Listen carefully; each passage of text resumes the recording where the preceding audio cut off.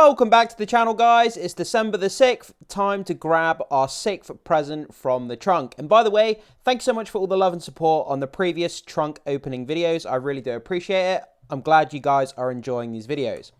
Okay, so let's open up the trunk for today.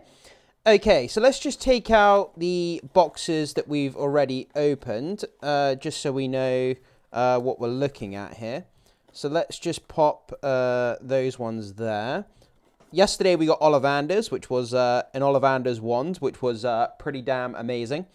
Okay, so today, straight away, I can see here, we have what appears to be here, we have the Marauders map on this box. So I'm very curious, again, as to what this could possibly be, Marauders map. Any guesses out there before it's opened as to what you think this could be? I have no idea. I honestly, genuinely don't know what this could be. So let's get this bad boy open, and let's see what this is. Is it some sort of like handkerchief or something like that? Okay, let's put that back there. We'll put that back with our other ones right there. Okay, okay, so it's a girl's hairband. That's pretty interesting, I have to admit. You can see on, let me see if I can get this right here. So you can see on there you've got the Marauders map on the hairband, hair scrunchie, whatever you want to call it. I guess, seeing as I don't have long hair and I'm not a girl, I'm not going to be getting much use out of it, but I guess I can put it on my Christmas tree, or I can wear it as a fashion item like that. But it doesn't really suit my style very much. But yeah, I mean, that's a pretty cool, it's a pretty cool gift. I mean, if you're a female or if you're a guy with long hair, which I'm neither, so it doesn't really work too well for me. But still a pretty cool item, and something I can put on my Christmas tree if I'm not using. So guys, jump to the comment section, let me know what you think about this. Let's just have a look. So on the back, you've got like the map design as well. You can see part of it there. It says there, Mooney, Wormtail, Padfoot, and Prongs. It says on the back there as well. And again, you've just got Marauders map there at the bottom. And it's just got other designs from the map as well. The footprints and other bits and pieces. Hogwarts down there at the bottom. Keep an eye out for ghosts. It says there at the top. So yeah, all in all, pretty cool. Not very useful for me, but it's another thing I can add to my Christmas tree. So all in all, I'm pretty happy, and it's still a magical gift to open regardless. So like I say, jump into the comment section. Let me know what you think about that, guys. And thank you very much for tuning in. I will see you again to open up gift number 7.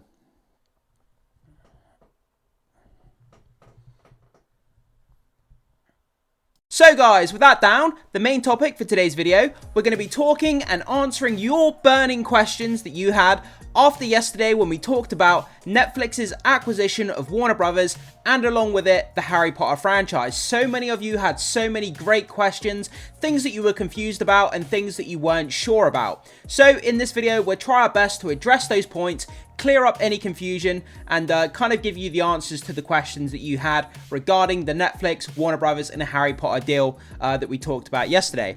But before we get into those, I just quickly want to show you guys this poll that I put up on the community tab last night. So I wanted to ask your opinion on what you thought about Netflix now being the owners of Harry Potter. So let's check this out. So what do you think about Netflix owning Harry Potter?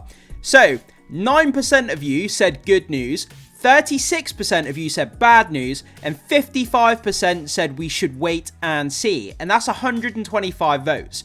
So the majority of you are saying that we should wait and see what happens, whether this is going to be good news or bad news. And I think, you know what? I think that lends to the intelligence of most people out there. Most people, they're cautiously optimistic. Netflix has a bit of an up and down track record with some of their shows and their movies. I completely understand that. I get why people are nervous. I get a lot of the comments you guys were putting up on the video yesterday saying that you were disappointed, that you're worried that after 2 or 3 seasons they may cancel the show. They do that with a lot of their big tentpole shows. After 2 or 3 seasons, once the engagement goes down, they just kind of eject their series from their platform. And I get why a lot of you guys are worried about that. I do. I have the same worries that you do. But yeah, I mean, a wait and see approach is obviously, you know, an intelligent way of looking at it. You know, let's not just write it off as being negative, kind of boycotting the show, refusing to watch it. Let's just see how it goes, and let's see how they manage it. Let's see how it plays out. And a wait and see approach is the best method.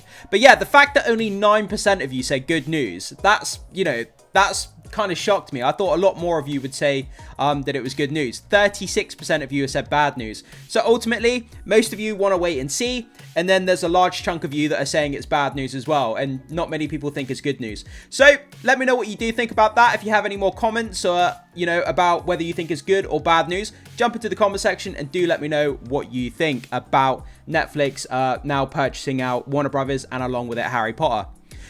Okay, so with that down, we're going to go onto the X platform, onto the official Wizard Rest X account, where I've put up some pictures answering your burning questions about what's going to happen to the Harry Potter franchise now that Netflix are going to be in charge of it. Okay, so landing over here on the Wizard Rest X account. By the way, quick shameless plug, guys. If you do have an X account, please do follow me. Just search up Wizard Rest or my handle at Wizard_Rest, and you'll find my account. Do me a favor, follow, share the content, like the content. It'd be great to have you guys on board on the X platform as we try to grow across different social media platforms. So I would really appreciate that. Thank you very much, guys. Okay, so we have here the biggest Harry Potter questions answered after the Netflix Warner Brothers Discovery deal. So I've put up a few pictures here with the question and then the answer underneath. So we're going to go through. It's a wide-ranging kind of base here that covers a lot of different things. It covers the Harry Potter studio tour in London. It covers theme parks. And it covers, you know, future movies and stuff like that. So everything that you guys kind of were asking yesterday on the channel. Okay, so here we go. So up first, our first question here. Will the HBO Harry Potter TV series still happen? And where will it stream? So it's expected to proceed as planned. Shifting to Netflix premiere in 2027 after the deal closes in Q3 of 2026. Yeah, so the official closing point of the deal is going to be in the third quarter of 2026. It's going to take about a year to have the deal finalized. They have to get government agencies and regulators to go through, you know, cross the T's, dot the I's, make sure there's no anti-competitive laws that are being broken here, making sure everything's above board. So there is that small chance there that the deal may not go through if it breaks some sort of laws or regulations or something, but I don't really see that happening. I think it's going to happen, but bear in mind, between now and about a year or a year and a half, that's how long it's going to take for the official deal to close. But yeah, the Harry Potter series is going to debut on Netflix. That's pretty much what's going to happen from this point onwards, if the deal goes through. Okay, moving on to the next question. What about the new Harry Potter movies or spin-offs like Fantastic Beasts? So, no specifics announced. Netflix aims to expand global storytelling with the IP, potentially greenlighting more films. So at the moment, when it comes to other Harry Potter IP like the Fantastic Beasts, I would assume they're all going to be shifted onto the Netflix platform, and you know, I would expect Netflix to mine the crap out of Harry Potter. They're going to do spin-offs, probably like the Marauders TV show, all kinds of different things. So I do expect there's going to be a lot of spin-offs of the movies, the TV show, you know, all this kind of good stuff. But at the moment, no specifics announced when it comes to Fantastic Beasts or anything like that. But more than likely going to end up on Netflix. Okay, let's keep going. So how does this affect Wizarding World theme parks? This is a question a lot of you guys had on the channel yesterday, saying, you know, what happens to, you know, Harry Potter Land, the Universal Studios kind of theme park and stuff like this. So, no impact. Universal operates parks under long-standing Warner Brothers licenses, providing passive revenue to Netflix-owned Warner Brothers. So basically, when it comes to the Universal parks with the Harry Potter Land, they have existing licensing in place when it comes to their Harry Potter portion of their theme parks, and those licenses will remain in place. All the staff will remain there. Nothing will be changed, essentially. The operations will continue to run, but it will just be, instead of Warner Brothers being in charge of those parts of those theme park and reaping the you know, the revenue from it, it's just going to be Netflix in charge as well. But it'll be operations as usual. All the staff will be kept. All the operations will just continue. The Harry Potter Land will still be there in the Universal parks, and nothing will basically change apart from Netflix, you know, being the ultimate owners of what's going on with it. Okay, let's keep going here. So, will JK Rowling remain creatively involved? So, Rowling holds key rights, her future role undecided with no statement issued on the deal yet. So yeah, this isn't something that I've seen a lot of people talking about. But as far as I know, and as far as I could find when I was doing my research this morning, there hasn't been any statement regarding JK Rowling, whether, you know, her role was going to change after the merger finalizes in a year's time. I think she's still going to have key creative inputs. She had a lot of inputs when it came to the HBO series. She had inputs with casting, writing, story decisions, all kinds of different things behind the scenes. And I think that she will continue to have that kind of creative input going forward if they decide to produce more films or more shows. She is the creator. She's the architect of the wizarding world. So, of course, she's going to continue to have a creative input. Or, you know, just be a consultant. Be a consultant for Netflix if they decide to make more content for the Potter franchise, which obviously they're going to be doing. Okay, let's keep going. So, let's move on to the next set of questions that we had here. Okay, so what happens to existing Harry Potter movies? Let me just get rid of that. What happens to existing Harry Potter movies and shows on other platforms? So streaming rights consolidate to Netflix. Theatrical re-releases are possible via Warner Bros. Pictures, but availability on rivals phases out over time. Yeah, so now that Netflix have control of everything to do with Harry Potter, other streaming platforms that have licenses with the Harry Potter movies to stream the Harry Potter movies, that's going to phase out over time. Basically, once the licenses expire for other streaming platforms to have the Harry Potter movies on their platform, once those deals expire, then those Harry Potter films will be exclusively on Netflix. And then over years to come, when all the licenses are gone for those streaming services, it will purely be on the Netflix platform. That'll be the only place that you can watch the Harry Potter movies from that point onwards, once it disappears from all the other streaming platforms. Okay, so when will fans see major changes to the franchise? This is a big question a lot of you guys had as well. So acquisition finalizes in 12 to 18 months, like we already talked about earlier in the video, about a year to a year and a half. Mid-2027, content integration and new projects to roll out gradually thereafter. So as soon as the deal closes and everything is finalized and they have full control over the Harry Potter franchise, that's when we can expect some interesting kind of announcements and updates. They may put out some like a roadmap. You know, like they do with Marvel, where they put up those roadmaps where it says like, you know, 2027, this movie, 2028, this movie. And they may kind of announce a big slate of movies for the next like 10, 15 years. They may do that, or they may just announce one film at a time, one series at a time. We'll have to see how that roadmap goes. But yeah, once the deal is finalized, expect some big announcements about projects. They've probably got some projects in mind that they already want to start working on. But yeah, I do expect a kind of roadmap of what they're going to be putting out in the next few years. So I have to wait and see, once the deal closes, what that roadmap and what that future Harry Potter content is going to start looking like. Okay. So, will HBO Max survive as a separate service or merge with Netflix? This was something I was confused about. I didn't know whether they were going to keep HBO Max and Netflix as two separate streaming services, but just operate them both under Netflix, kind of have them as separate entities. So, it says here, maintained as discrete short-term, full integration into Netflix catalog planned gradually, boosting subscribers to 420 million plus, while phasing out standalone access. Can you believe that Netflix, if they merge all the subscribers from HBO Max into Netflix, they would have 420 million subscribers? That's more than some people. That's more than some countries have with people. That's more than the entire population of the United States. United States has what, 300 something million people? Netflix would have more subscribers than the amount of people in the entire US. That's just like, what? That's absolutely crazy. So yeah, basically they would begin to kind of phase out HBO Max, and it would basically disintegrate, and then they would kind of take all that content and then kind of put it onto the Netflix platform. So ultimately the answer is Netflix would be the one left standing, HBO Max would be dissolved, all the content and subscribers would then be filtered onto Netflix. So it looks like from what this is saying, Netflix will be left standing, and ultimately HBO Max will be no more. Okay, let's keep going. Okay, that annoying sign. How do I get rid of that? Let's just go back here. Okay. Okay, so how might this impact theatre re-releases for future Harry Potter films?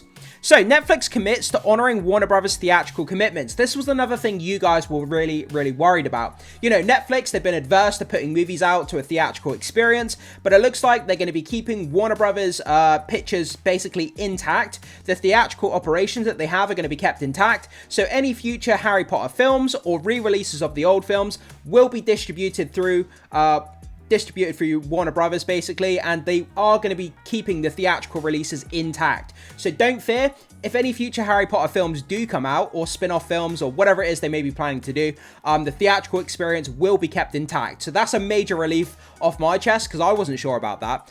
So that does make me happy that Netflix are going to honor the theatrical releases. No day and date streaming shift expected, but theater owners worry about reduced windows and output volume.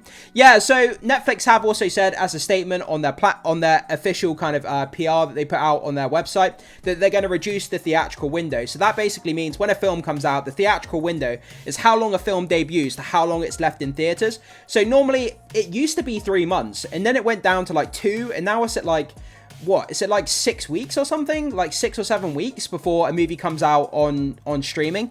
And it looks like Netflix want to shorten that even more, maybe to 4 weeks. So they want the movie to come out, have a big presence in theaters, you know, be in theaters for about 4 weeks, have that massive explosion of attention. Then they want that movie to hit Netflix ASAP to bring the most amount of people over to Netflix. So they're going to shorten the theatrical window.